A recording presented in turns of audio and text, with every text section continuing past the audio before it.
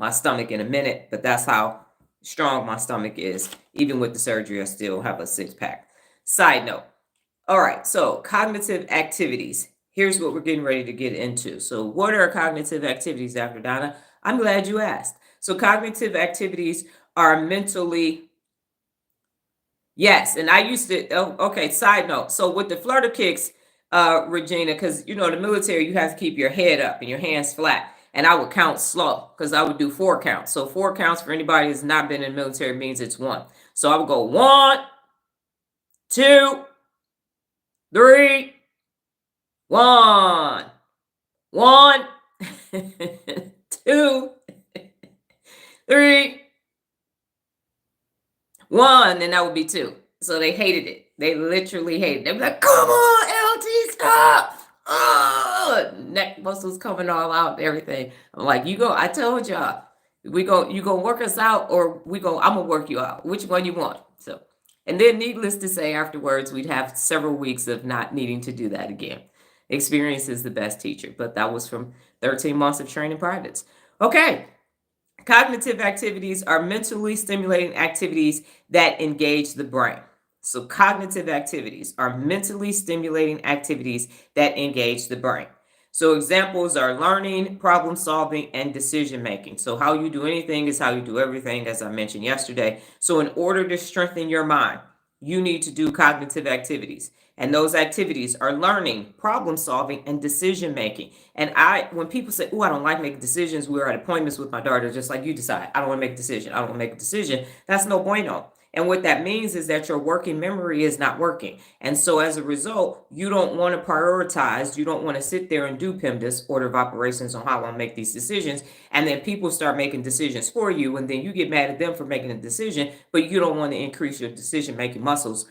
So you get what you get. So there are people who don't want to learn. There are people who don't want to problem solve. And there are people who don't want to make decisions. And then that's when their unaccountable asses come to you for your decision-making, problem solving, and your learning ability. Anybody got people that for me, used to do that.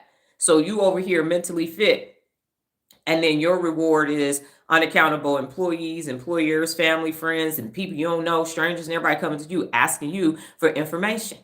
And I'm like, what was you doing with your weak ass brain? Go ask the commentators on motherfucking CBS for the whole Sunday that you've been watching. You done devoted your life to football season.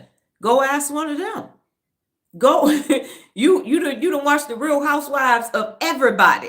You done watched every golf tournament, PGA tour from the time you was born till yesterday. And now you want me to help you with your decision making? No, absolutely not. Absolutely not. You've been on fucking game streaming, watching somebody on YouTube play Fortnite, and now you need me. No. Go ask the person that you had to finish on. No. You've been doing that good gossip. You've been sitting there just gossiping. Ask the National Enquirer for some information. That's who you go. Don't come asking me. All y'all sat around and tied one on and kicked it and played dominoes and everything else and Yu-Gi-Oh cards and euchre and all of that. And you done went and got all this gardening information.